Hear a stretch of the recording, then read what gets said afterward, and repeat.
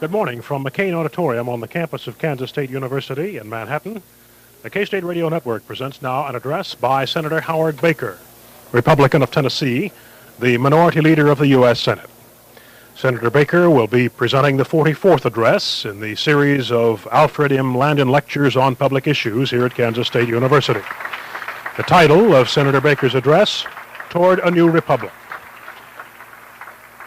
As you can tell, the dignitaries have arrived on the stage of the university. We'll be switching to the podium in just a moment. And, in fact, we'll do that now for the Vice President for Academic Affairs at K-State, Dr. John Chalmers. In the absence from the state of President Ocker, it is my pleasure today to chair this 44th assembly to hear a lecture, Landon Lecture on Public Issues by Senator Howard Baker. First, let me introduce the platform party. President Chad Litz, Dr. Chad Litz, President of the Faculty Senate. J. Robert Wilson, who is Chairman of the Landon Lecture Patrons. Mr. Wilson. Greg Musel, who is President of the Student Body at Kansas State. Dr. Barry Flinchbaugh, who is Chairman of the Landon Lecture Series. It is a special privilege for me to introduce Senator Howard H. Baker to this audience. As Republican leader of the United States Senate, he is the party's highest elected official. Since 1966, when he became the first Republican ever elected to the Senate from Tennessee, Senator Baker has won re-election twice by overwhelming margins. He was elected Senate Republican leader in 1977 and was re-elected to that office this year by unanimous vote of the Senate Republicans. Senator Baker won national recognition in 1973 as Vice Chairman of the Senate's Watergate Committee and was keynote speaker at the Republican National Convention in 1976. A longtime proponent of reversing the concentration of political power in Washington, Senator Baker played a leading role in securing passage of the original revenue-sharing legislation in 1972. It is interesting to note that Senator Baker's father and stepmother both served in the United States House of Representatives, and his father-in-law, the late Senator Everett Dirksen of Illinois, was Republican leader of the United States Senate in the decade from 1959 to 1969. Following undergraduate studies at the University of the South, Sewanee, and Tulane University, he received his law degree from the University of Tennessee, where he was president of the student body. Following his address, Senator Baker will accept questions from the floor, and we have microphones on each side so that members of the audience may ask the questions in a way that can be heard by all other members of the audience. As a member of the Senate's Foreign Relations Committee, Senator Baker has recently returned from a trip to the Soviet Union. Will you join me in welcoming Senator Baker to this podium? Senator Baker.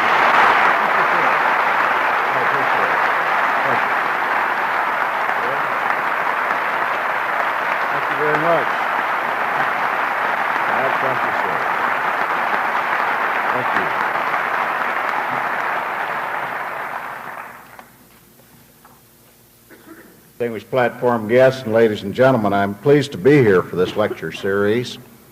I was first asked to attend some time ago when former Senator Jim Pearson of Kansas suggested to me that Governor Landon had an interest in me appearing to speak. And I said, well, Jim, I'd be glad to do that. It'd be a great honor for me, but what subject do you wish me to speak on? And he said, well, it doesn't matter. Says, you go ahead and tell them what you've got on your mind. And says, then they'll probably tell you what I heard the other day. And I said, what's that? He said, well, a balloon landed on the ellipse in front of the Capitol, a hot air balloon. And the balloonist yelled to a congressman passing by, says, where are we? And the congressman said, well, you're in a balloon, you fool. And the other balloonist says, who was that? And he said, I don't know, it must be a politician. He had the right answer, but he didn't tell us anything. I promise you I will try to tell you something today. Some of these remarks may be in general terms. If they are, I hope you'll understand that I hope they have general relevance and importance. And then I hope that they leave room for your more specific and direct questions in that part of the program which will be devoted to that interchange. I think it's a little short of tragic that the American Republic is entering its third century of existence with a steady diminution of citizen participation in the process. I think it is little short of a national disgrace that at the last electoral opportunity, less than 40% of the people of the United States involved themselves in the electoral process. I think it's extraordinary that that situation should subsist and endure in the face of the fact that representative government, the democratic system, the primacy of the people of this country as the sovereign authority and power is a more relevant concept to this century than it was to the ending part of the 18th century when our republic was first founded. I think it's extraordinary indeed that our opportunity and indeed our obligation for self-government is not fully utilized and extended, in fact embellished in our time when the machinery that is available to the people of this nation to express the combined judgment of the electorate, the full range of their desires and their dissent, is so much superior to that of preceding and other generations. You are the best educated generation in the history of mankind. You are the most aware. As a result of electronic communications, you have not only audio communication, but you have visual contact with the events that transpire in this country and abroad at a moment's notice. You're the most participatory generation in the history of civilization. America today is the most mobile. We are closer to being a nation state than we have ever been. Yet it is extraordinary that with this new access to an opportunity to make sure that the electorate, the combined genius of the American people to communicate their desires and dissent to the structure of government, with these opportunities that we see a general steady diminution in the willingness of Americans to participate in the most important secular undertaking in which they can engage, that is, the public forum in the political arena.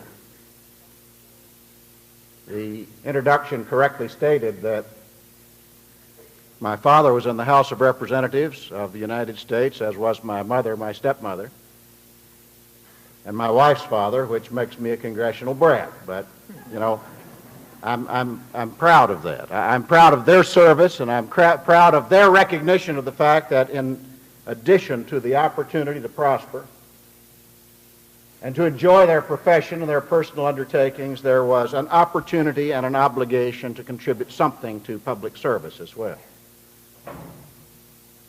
You omitted to say, however, that my grandmother was the elected sheriff of Roane County, Tennessee.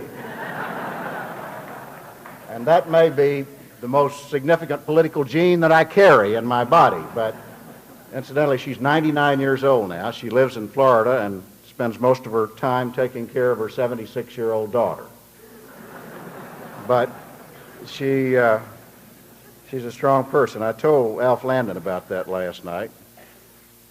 And Governor Landon is 91 years old and had some immediate interest in her viewpoint on a range of issues. Let me simply say, however, that I have an adoration for, I adulate the opportunity for public service and political service.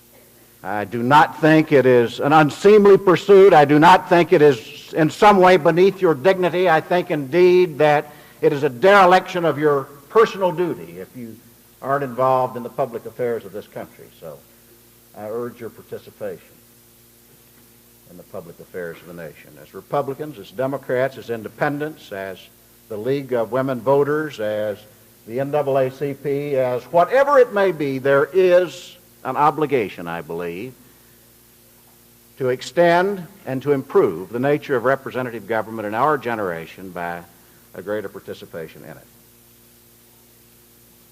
The challenge that confronts America today is greater than the challenge in any previous era. May be a statement that's been made by every public servant you've ever heard, in every time, and they're always right.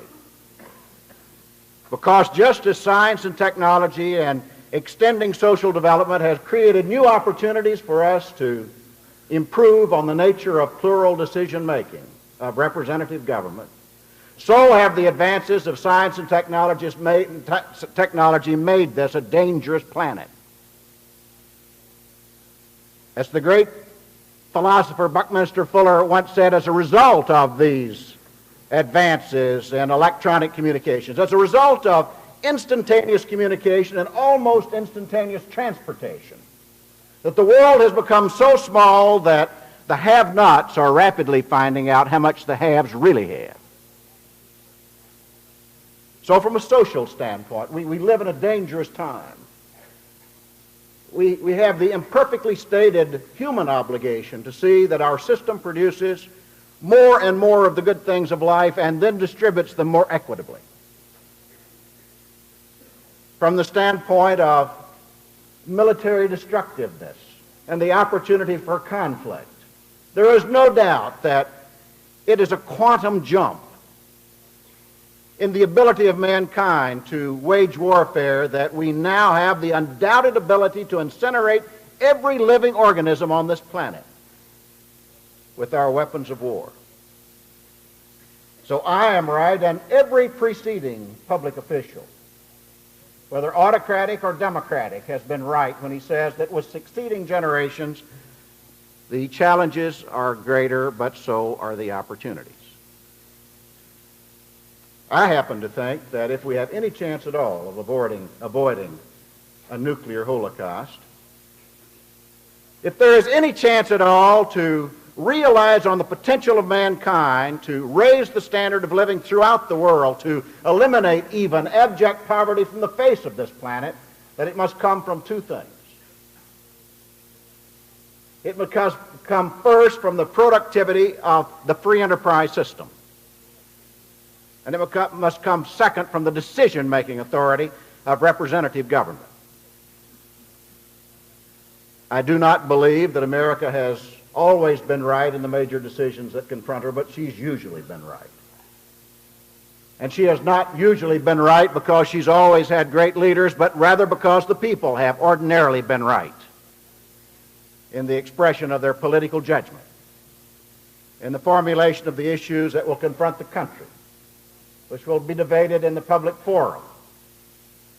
I believe, therefore, if there's any chance to focus on and solve the problems I'm about to list, that it will require the very best efforts of the most conscientious people that God ever placed on the face of this planet. Your generation. I believe if there is any opportunity to avoid warfare in the Middle East, in this hemisphere, in Western Europe, or elsewhere, it must be as a result of the identification of opportunities for peace by the United States. We are the only nation on earth that has both the authority, the power, and the ability, the financial resources, and the military might to make a conscientious social decision for the welfare of this earth and then make it stick. So it is important then that we utilize the political system to formulate the foreign policy and defense issues of this nation and to present them for your judgment and consideration in the political arena.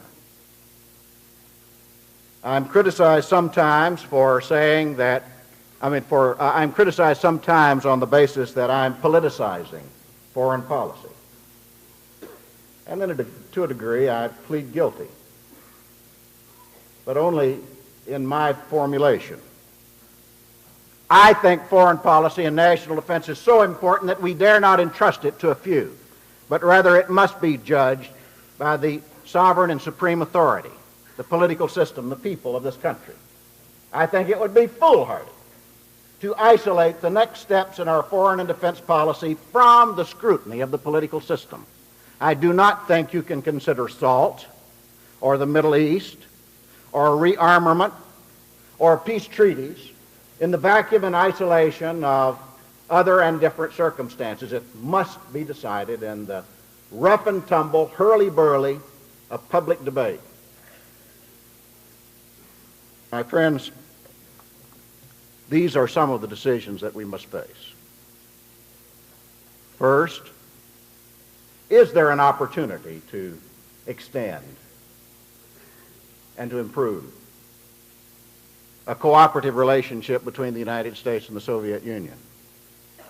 Can we do so without relinquishing our role as the leader of the free world and of conscientious citizens throughout the world?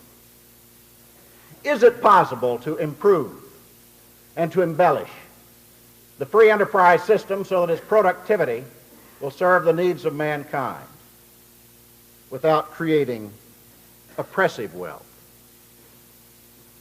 or abject poverty? Is it possible to create a better environment without stultifying the productive machinery of our nation? Is it possible to go forward with advances of science and technology even beyond the nuclear age without further intensifying the danger of our annihilation? Is it possible to create a generation that may live to extreme old age without creating such social upheaval that we are unable to cope with it? Is it possible to maintain a political system that will hear and understand problems we've not even dreamt of yet and to deal with them effectively, as I believe our political system can? I think the answer to all of these questions is only if you do your part. Only if you contribute of yourself to the political system. All I can do as one of the players on the political scene today is to give you my views. In a few moments, I will hear some of your views. But in the final analysis, the arbiter will be the electorate, you and those who follow you. I believe, for instance, that one of the threats and challenges to the free enterprise system is government. You can't do without government, obviously, in an ordered society, but I believe that there is a general cry by the electorate in this country to get government off of our back and out of our hair. I think it's grown too far, too fast. I think it's possible to decentralize the central government. I think it's possible to reduce the size of the federal bureaucracy without abdicating our opportunity to continue in the development of human rights, of civil rights, and of economic opportunity. I think the government has a stultifying influence on productivity. I think that we should provide for a steady reduction in the level of taxation by the federal government. I think we should get tight control over the tendency of the federal Congress to spend in deficit. I've thought for more than 12 years that the Congress sooner or later would discipline itself to spend within its means. I stand here now to confess to you that I think I'm wrong, that I think it's necessary to have a constitutional amendment that will at least make it more difficult for the Congress of the United States to spend more than it collects. I do not oppose a new SALT agreement with the Soviet Union. I favor the continuation of the strategic arms limitation effort. But I'm not at all sure that I can support the treaty that is about to be submitted, I judge, by the administration. I'm not certain, for I have not seen that treaty. But I am certain that the treaty should be an item for intensive debate, not only in the Senate but throughout the country. I intend to try to see that that debate is televised so that they will have a maximum of participation by the people of this country. If we have any chance of solving that problem, you must do it and transmit your views to us. I believe that we are not paying enough attention to the defense requirements of this nation. I believe that this administration made a mistake, for example, when it ordered the cancellation of our only new high-performance manned bomber. And the Russians are developing at least 2 such bombers. I believe we made a mistake when the B-1 bomber, the 4 that we did produce, are included in SALT as a strategic weapon system, while the backfire bomber, the Russian counterpart, which is being produced at the rate of 2.5 a month, is not included as a strategic system. I believe the administration made a mistake when it reduced by 50% the size of the American Navy shipbuilding program for the next 10 years, while the Soviet Union is continuing to build the biggest blue water navy in the history of mankind. I believe we must go forward with the development of a new missile system for this country. The Russians, since 1971, since SALT I, have developed 4 new missile systems. I do not foresee a need to match the Soviet Union with every machine of war, but I do see the absolute requirement that the United States stay so strong that it can effectively deter any aggressive intent or ambitious design of the Soviet Union to engage in further adventurism. You may agree or disagree with any one of the statements I've just made. And frankly, I've not made them at this point to try to convince you, but rather to suggest the nature of the problems with some specificity. The nature of the problems that the electoral system, the political system, will have to address. There are many others. But my friends, in the final analysis, it is my hope that at some point in the next century, some historian will look back on our time and will say that armed with the brightest young generation in history,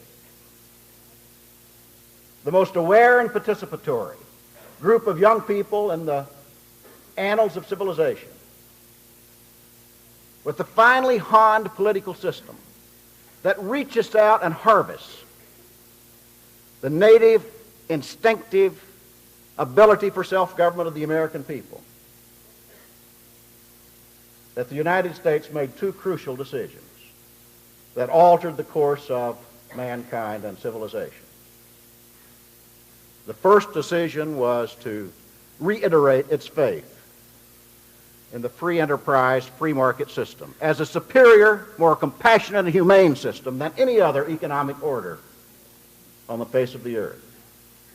That decision was made in 100 ways in terms of the relief of taxation, the burden of the intrusiveness of government, and the extension of human and individual rights.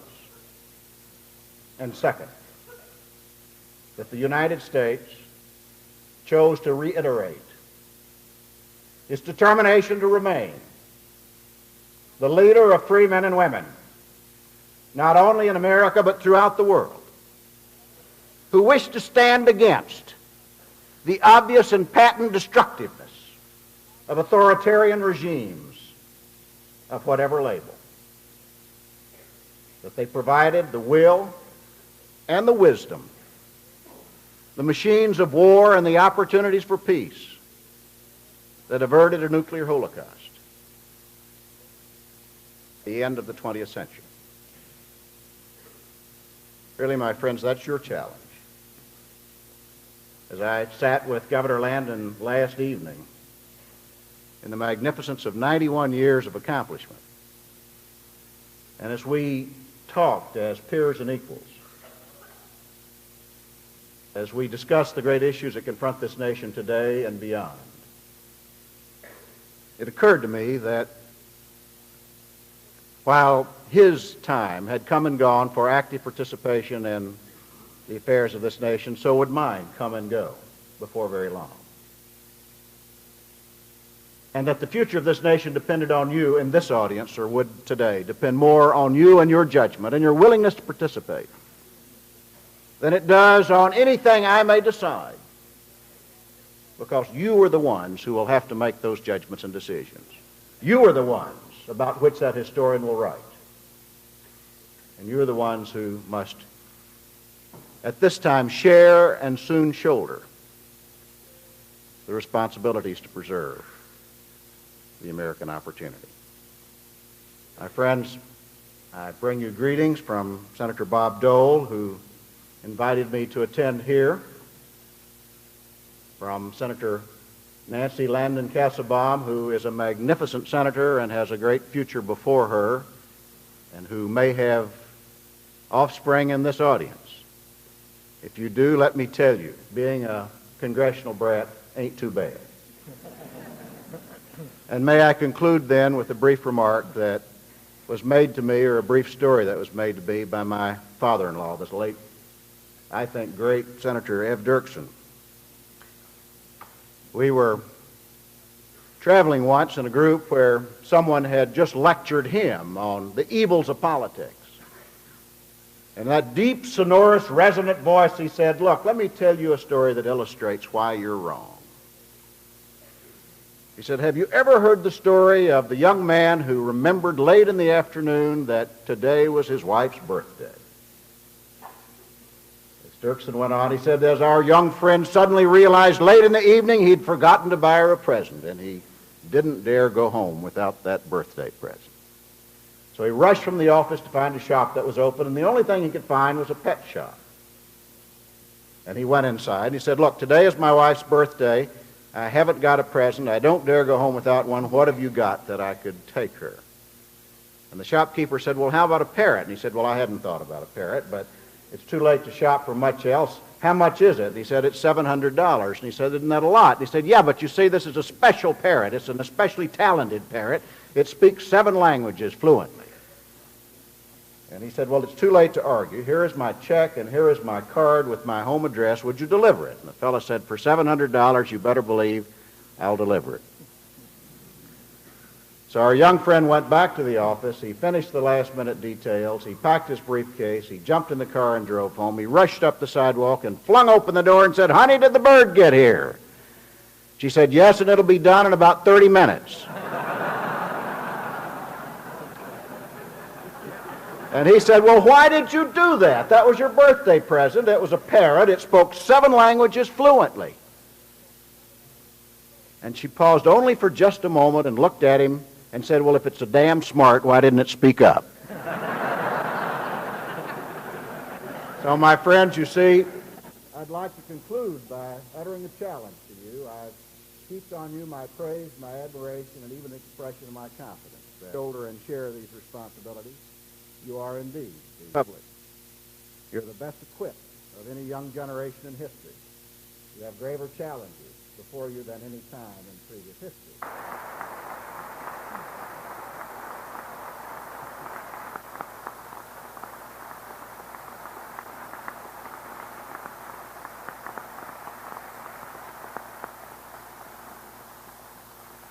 Thank you very much, Senator Baker.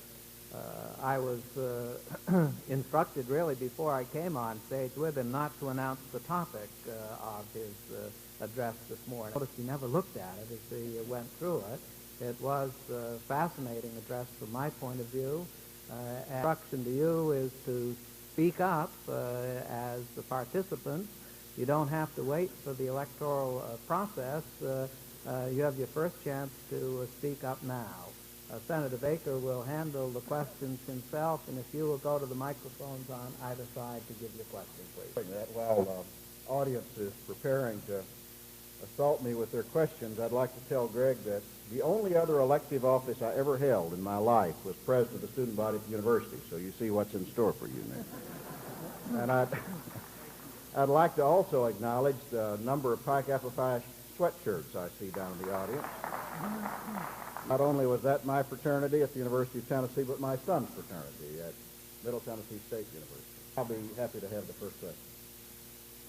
Influence of people, many in key policy-making positions of our government today. What influence does the Trilateral Commission have on our society and our system? The question is, what influence does the Trilateral Commission have on America's welfare and future? I suppose on it. There's another group also that is added to that from time to time, and frankly, I don't think any.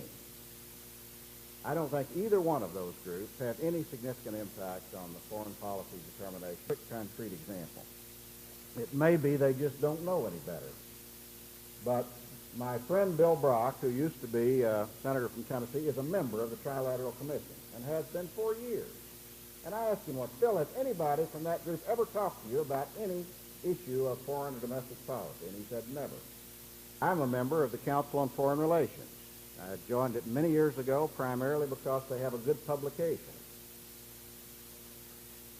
Say firsthand, I have never been approached by a soul on any subject about foreign policy or domestic affairs in this country. As I say, maybe they just don't care about me and Bill Brock, but if that's the case, then we've been neglected. But I do not believe either one of those groups have a significant impact on the formulation. I think that Jimmy Carter is trying to have no control over foreign policy. No, I'm saying the Trilateral Commission, I do not. Jimmy Carter is the president of the United States. He reminds me sometimes. We see each other about once or twice a week because of our relative positions, and we disagree on a lot of things. But I have never once ever doubted his total loyalty to his commitment to be the best third and his best judgment and the combined best judgment of his advisor. America.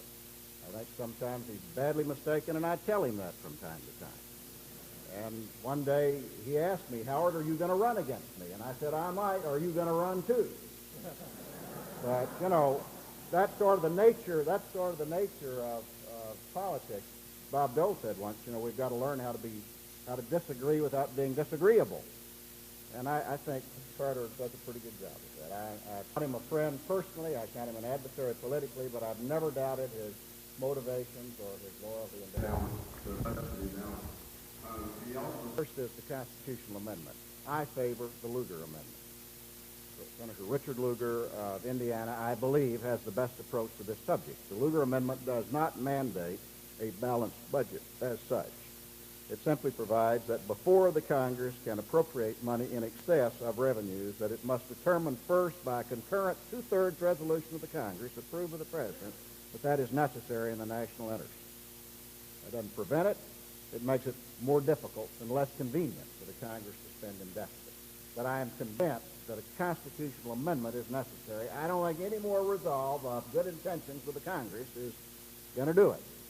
So I think that's the amendment we should have, or some variation of it. Second part, the increase in defense spending. I guess the answer to that is sort of yes and no. B-1 bomber was one system that I identified. What the President did was to use the money from the B-1 bomber without any addition, appreciably, to substitute instead 52 and of 3 types of cruise missiles. I don't think cruise missiles are worth much. I think that was a mistake. I think the B-52 is older than you are, and that it won't serve in the times of war. There is no money involved. I would rather see us go back to the B-1 system than to go ahead with the cruise missile and a modified B-52. The third part of your question, what programs would you cut? Well, you might have to cut. You may have to cut. But it is not certain that you would have to cut. For instance, I believe if we balanced our budget, or even came close to it, that the effect on productivity in the United States, the stimulation of business activity would be such that the revenues of the government of the United States would be increased even with a tax reduction. I think we may not be killing the goose that lays the golden egg, but we're sort of strangling it. At least that grip of federal intrusiveness and taxation in order to stimulate growth. It is no coincidence, I think, for instance, that the United States has the highest rate of taxation on capital accumulation in the world. We have the lowest rate of increase in productivity in the world. There's a direct linkage between the two. So I'm saying to you that if we reduce these things, I think it will increase productivity of the free enterprise system in the United States.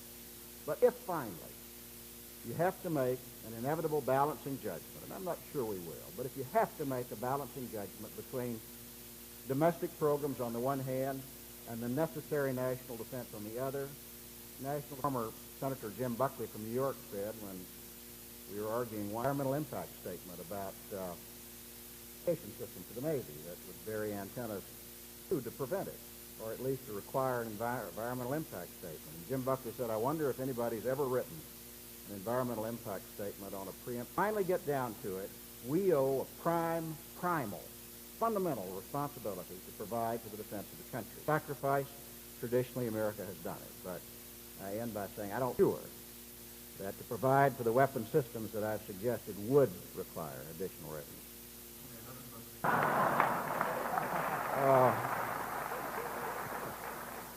Yeah, I plan to. I don't...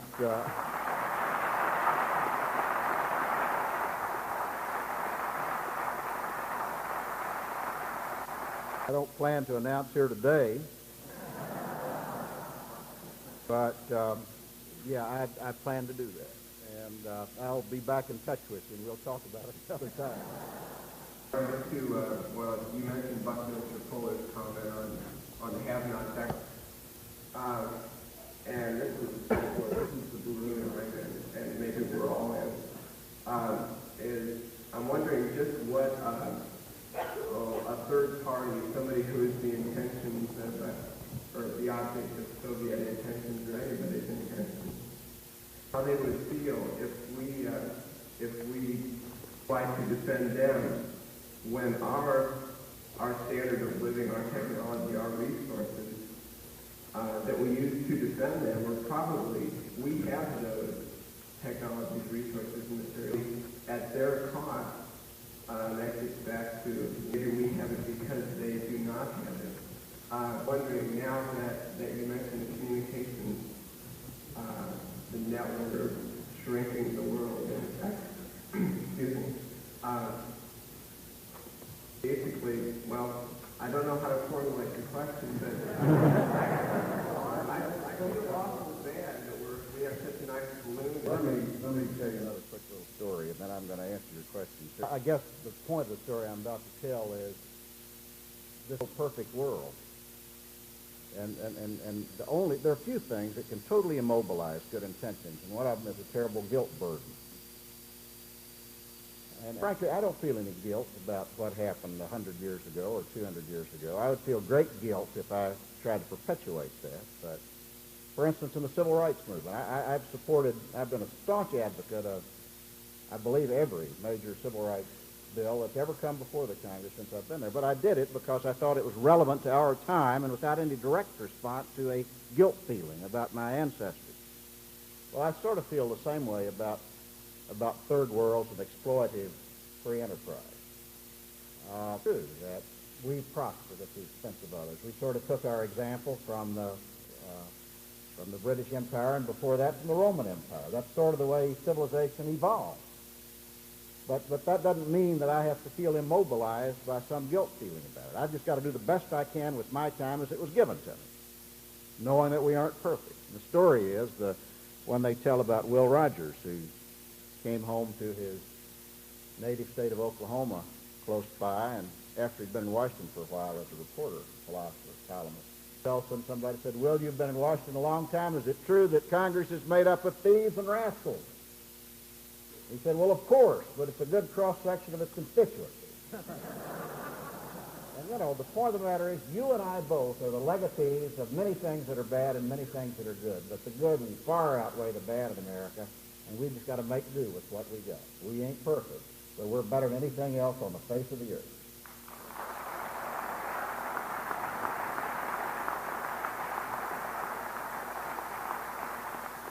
How are we going to go about trying to defuse this bomb that the have-nots constitute? I think free enterprise is the way to do it. I think that Pat Moynihan is a great senator. I really do think that. I'm very fond of him. Great ambassador to the UN, but I think he was dead wrong when he pointed out, when he made a statement while at the UN, that democracy is to the 20th century what monarchy was to the 19th century. It's not where it is, but where it was. I don't believe that. I believe democracy and free enterprise still has a great future before it. And I think that's where we have an opportunity to help third world countries and have-nots of the world. That is to point out with our technical assistance, sometimes with our financial assistance, certainly with our goodwill and good judgment, how they can harness their own resources and use a free economy, free of authoritarian oppression, to realize on that. I don't think you can do it with a massive Marshall Aid plan. I don't think you do it by intruding directly into their economy very often, except to teach the techniques. but I do think we can do it by proving that free enterprise is better than socialism and communism, and that is the way that's the only hope we've got of producing our way out of this crisis, is crisis of society, crisis of oil, and the like.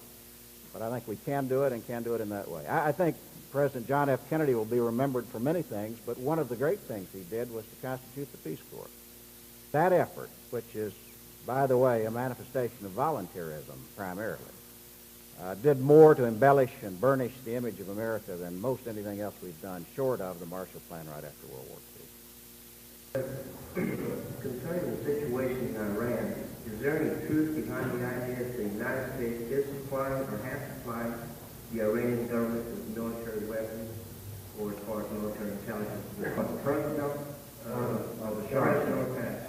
Oh, well, there's no doubt about the fact that we supplied the Shah's government with massive amounts of modern weaponry.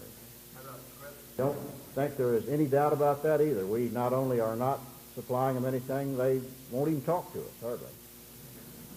I think that there's a real danger in Iran. I might use your question to digress just for a moment. I don't know what's going to happen to the Khomeini government. Great fear that it may not be ending of the Iranian Revolution. I'm not sure that it is the last word. There may be something else. The strongest coherent group and political force in Iran right now are the Marxists. I think there is some danger that Marxists may gain control of the infrastructure in Iran. I think there is a danger in the Iranian alliance with the PLO, a danger to Israel, a danger to stability in the Middle East. I think that the Iranian disintegration is a far more devastating effect than most people thought at the time it occurred, and I think we'll see the ripple effect from that for a long time to come. And I read now that the Palestinian Liberation Army. The Palestinians are now taken into destruction, I guess you could say, this Israeli government avenging the case. Could you directly correlate the destruction happening in Israel to the weapons that the United States has supplied Iran? I'm not sure I got the last part of that. Could I directly correlate the destruction in Israel to the weapons that the United States had at one time issued Iran? I don't know what destruction in Israel. I don't follow that. Let me see if I can pick up on it this way. I think that there's a greater danger to Israel as a result of the disintegration of Iran than has existed at any time since the 1967 war. Is that what you mean? No.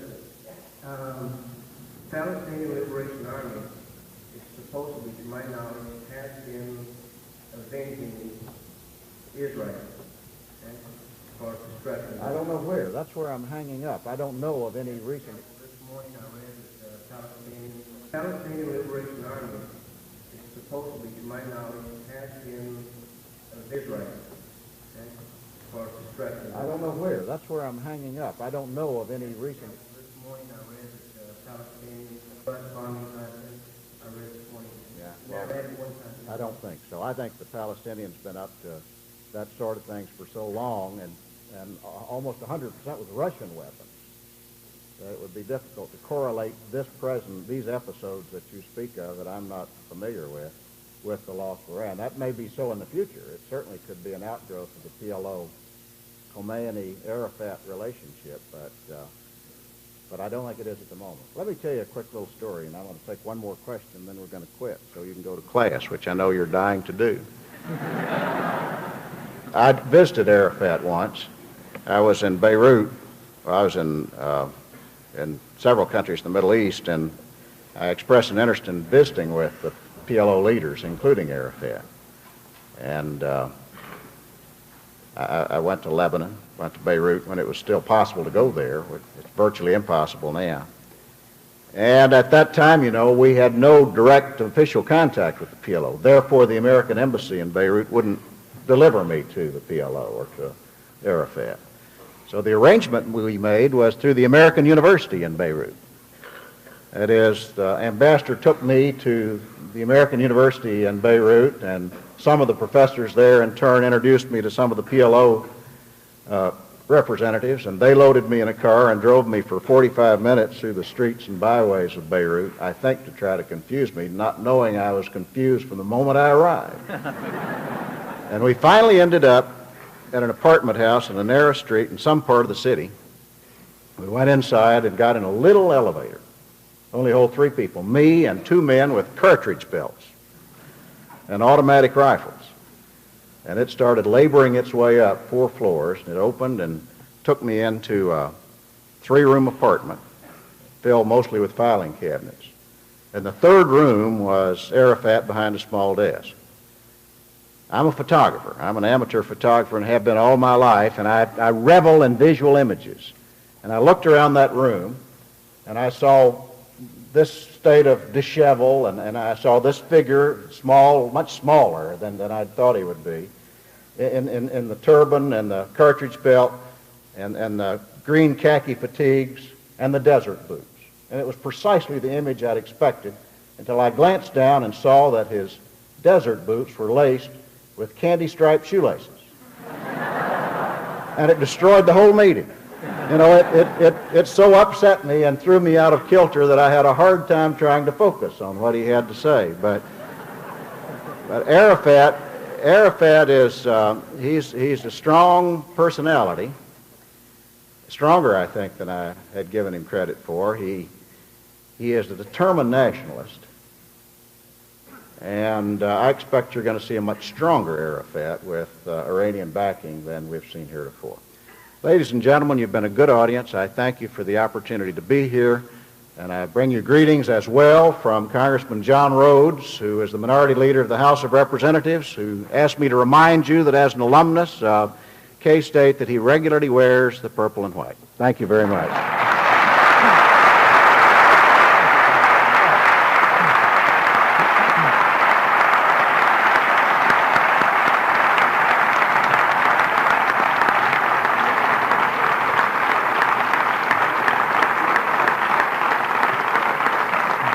You've been listening to an address by Senator Howard Baker, the senior Republican senator from the state of Tennessee, the minority leader in the United States Senate. Senator Baker speaking in McCain Auditorium on the Kansas State University campus this morning in the 44th in the series of Landon Lectures on public issues here at Kansas State University. The topic of Senator Baker's address, Toward a New Republic. As you heard in his address, and as he reiterated in an earlier news conference, he is indeed planning on being a presidential candidate, something that came as no great surprise.